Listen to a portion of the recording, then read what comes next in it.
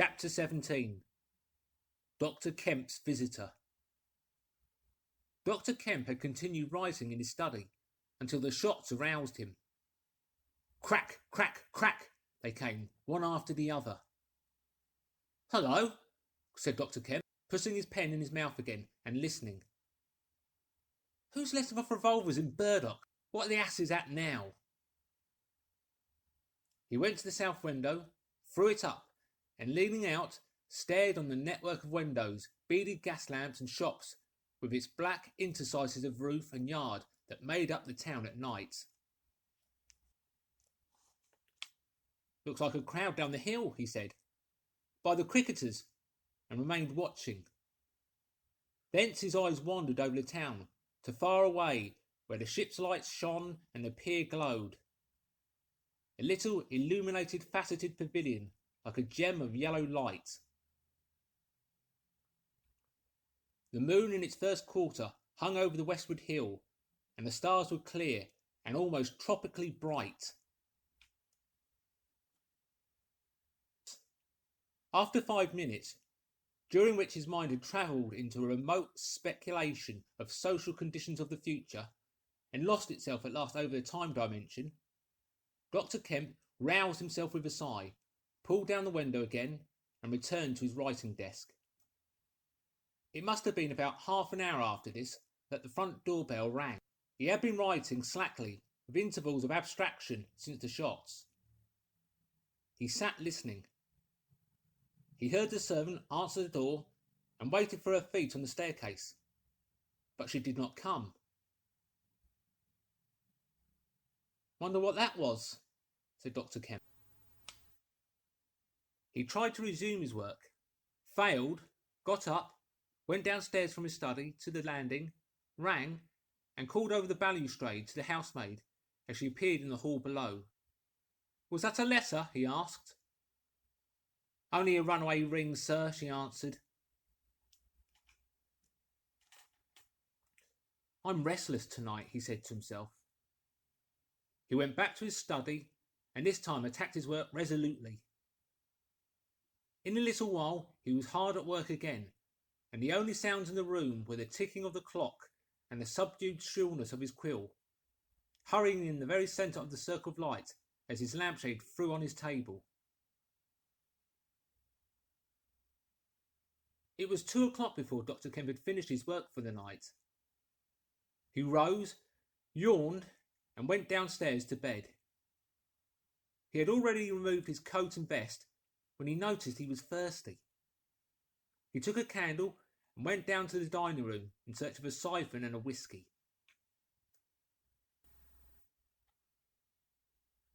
Dr Kemp's scientific pursuit had made him a very observant man, and as he recrossed the hall, he noticed a dark spot on the linoleum near the mat at the foot of the stairs. He went on upstairs, and then it suddenly occurred to him to ask himself what the spot on the linoleum might be. Apparently some subconscious element was at work. At any rate, he turned with his burden, went back to the hall, put down the siphon and whisky, and bending down, touched the spot. Without any great surprise, he found it had the stickiness and colour of drying blood. He took up his burden again and returned upstairs, looking about him and trying to account for the blood spot. On the landing he saw something and stopped astonished. The door handle of his own room was blood-stained. He looked at his own hand. It was quite clean, and then he remembered that the door of his room had been open when he came down from his study, and that consequently he had not touched the handle at all. He went straight into his room, his face quite calm, perhaps a trifle more resolute than usual.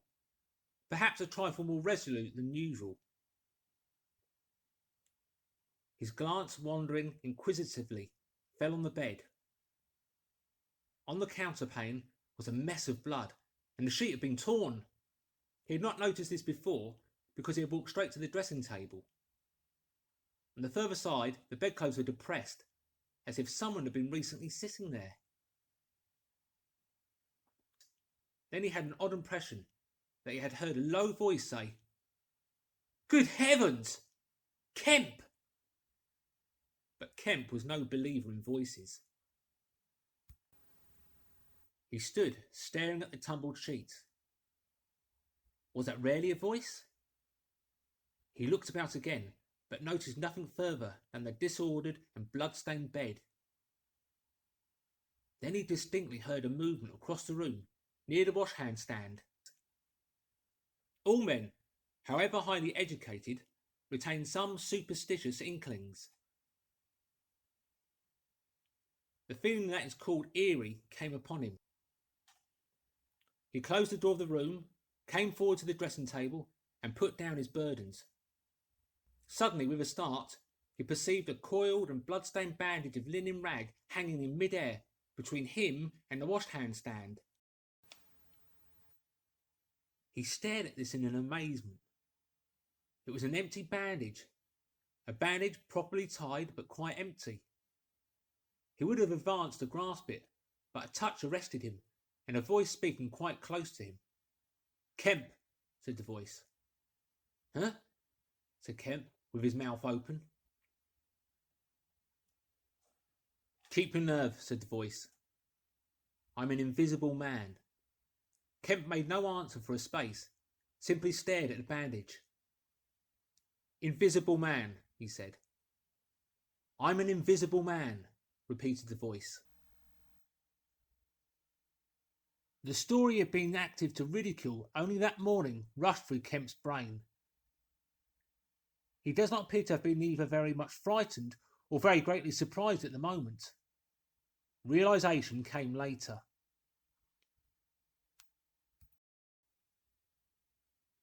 "I thought it was all a lie," he said. The thought uppermost in his mind was the reiterated arguments of the morning.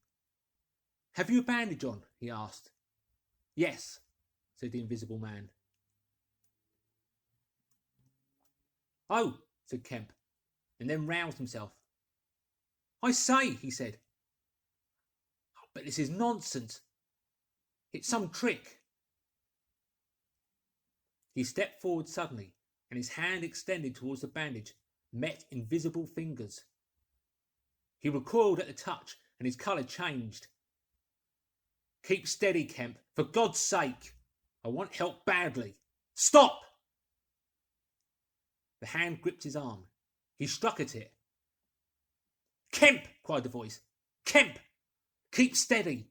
And the grip tightened. A frantic desire to free himself took possession of Kemp.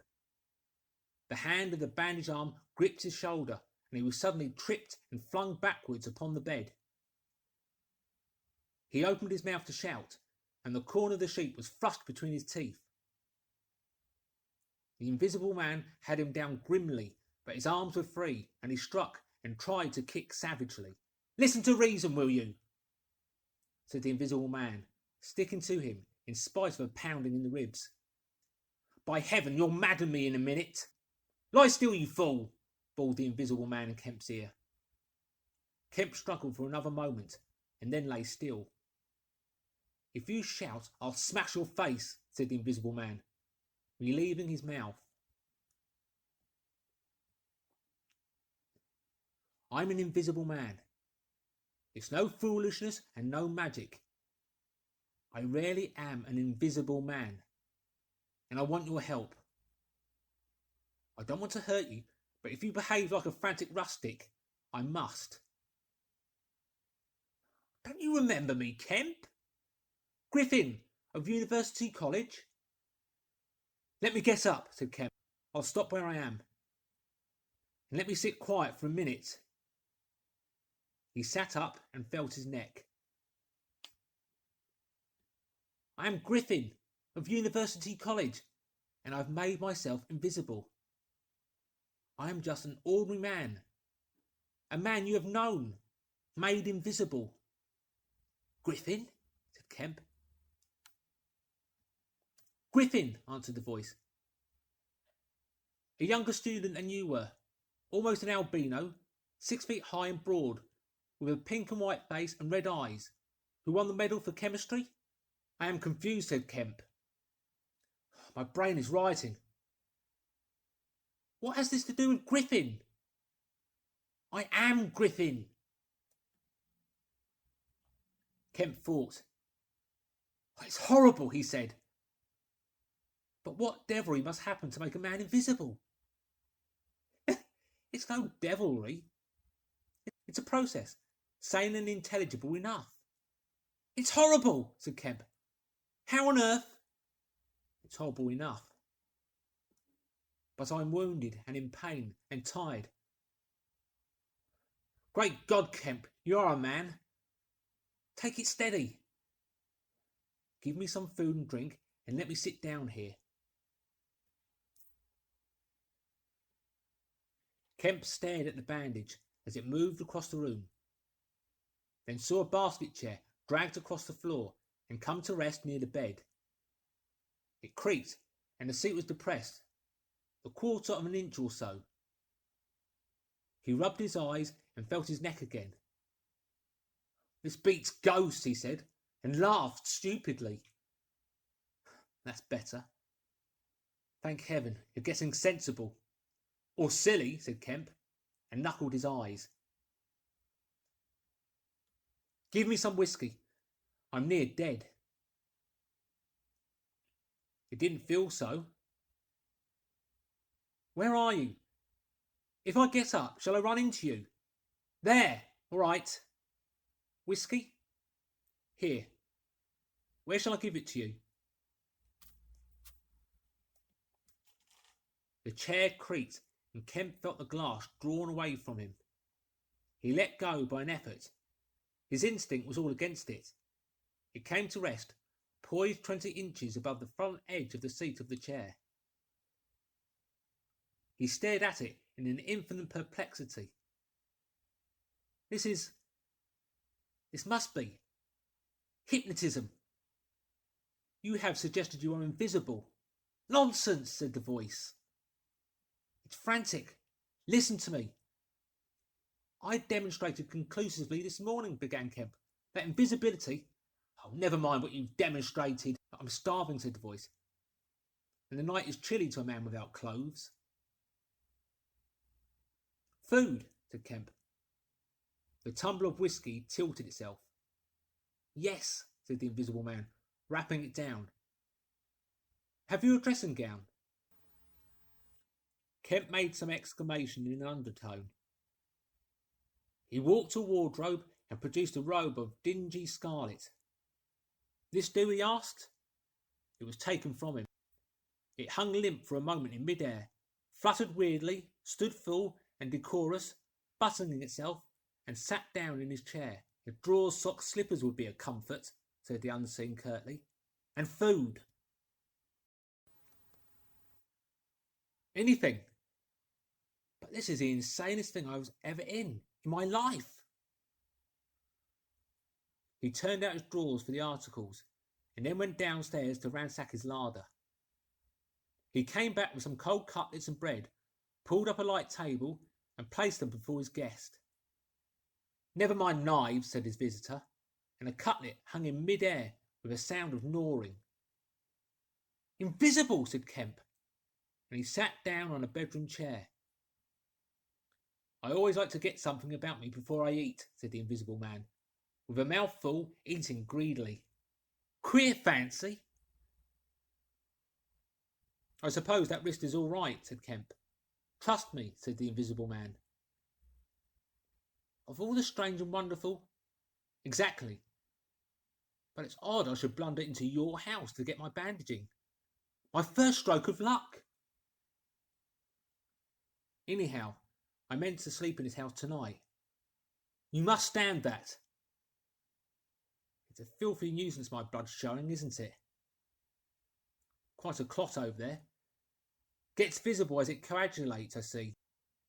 It's the only living tissue I've changed, and only for as long as I'm alive. I've been in the house 3 hours. But how's it done? Began Kemp in a tone of exasperation. Confound it! The whole business! It's unreasonable from beginning to end. Quite reasonable, said the Invisible Man. Perfectly reasonable. He reached over and secured the whisky bottle. Kemp stared at the devouring dressing gown. A ray of candlelight penetrating the torn patch in the right shoulder made a triangle of light under the left ribs.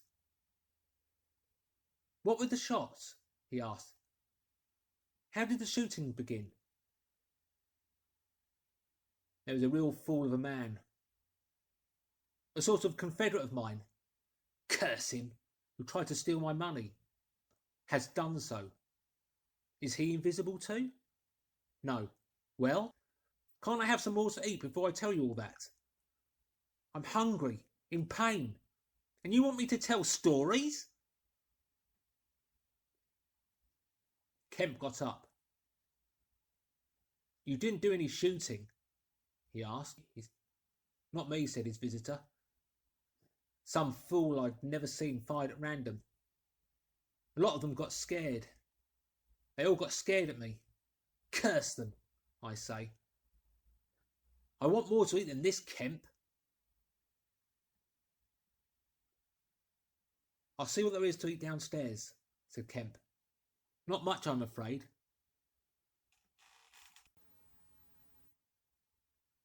After he had done eating and made a heavy meal, the Invisible Man demanded a cigar. He bit the end savagely before Kemp could find a knife and cursed when the outer leaf loosened. It was strange to see him smoking. His mouth and throat, pharynx and nares became visible as a sort of whirling smoke cast. This blessed gift of smoking, he said, and puffed vigorously. I'm lucky to have fallen upon you, Kemp. You must help me. Fancy tumbling on you just now. I'm in a devilish scrape. I've been mad, I think. The things I've been through. But we will do things yet. Let me tell you. He helped himself to more whisky and soda. Kemp got up, looked about him, and fetched a glass from his spare room. It's wild, but I suppose I may drink. You haven't changed much, Kemp, these dozen years, and you fair men don't. Cool and methodical. After the first collapse, I must tell you, we will work together. But how was it all done? Said Kemp. And how did you get like this? Oh, for God's sake, let me smoke in peace for a little while, and then I will begin to tell you. But the story was not told that night. The Invisible Man's wrist was growing painful. He was feverish, exhausted, and his mind came round to brood upon his chase down the hill and the struggle about the inn. He spoke in fragments of marvel, he spoke faster, his voice grew angry. Kemp tried to gather what he could. He was afraid of me. I could see that he was afraid of me, said the Invisible Man many times over. He meant to give me the slip. He was always casting about. What a fool I was! I should have killed him. Where did you get the money? Asked Kemp abruptly. The Invisible Man was silent for a space. I can't tell you tonight, he said. He groaned suddenly and leant forwards, supporting his invisible head on invisible hands. Kemp, he said, I've had no sleep for near 3 days, except a couple of dozes of an hour or so. I must sleep soon. Well, have my room. Have this room. But how can I sleep? If I sleep, he will get away. What does it matter? What's the shot wound? Asked Kemp abruptly. Nothing. Scratch and blood. Oh, God, how I want sleep. Why not? The Invisible Man appeared to be regarding Kemp. Because I've a particular objection to being caught by my fellow men, he said slowly. Kemp started. Fool that I am, said the Invisible Man, striking the table smartly. I've put the idea into your head.